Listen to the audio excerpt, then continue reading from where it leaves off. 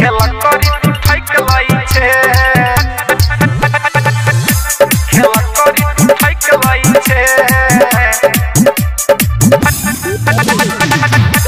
खेला करी तू ठैक लाई छे झूठो मिलेला डेट दई छे तोई डेट दई छे गे खेला करी तू ठैक लाई छे गेला बड़ी तू ठैक लाई छे नहीं खाइला चको लेट दई छे चको लेट दई छे चको लेट न दई छे आगे खेला करी तू ठैक लाई छे गेला बड़ी तू ठैक लाई छे रियांस recording studio Janakpur Dham Nepal. Music by DJ Umesh Shukipur बाजार। कहिया छोड़ी करबे तोय बात गे कतय नहीं दिन सोना साना रात गे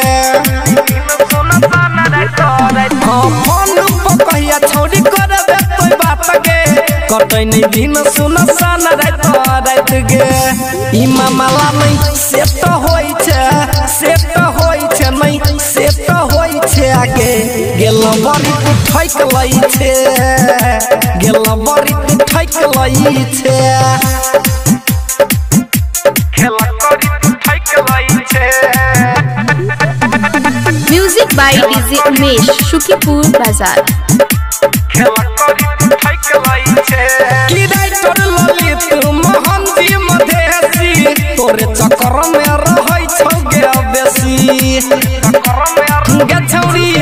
हां रातू दीपलाल मोहन जी मधेसी तोरे चक्कर में रहै छौ गे बेसी सलो जेना नेट होई छे गई नेट होई छे गे गेला बड़ी तू ठैक लाई छे गेला बड़ी तू ठैक लाई छे।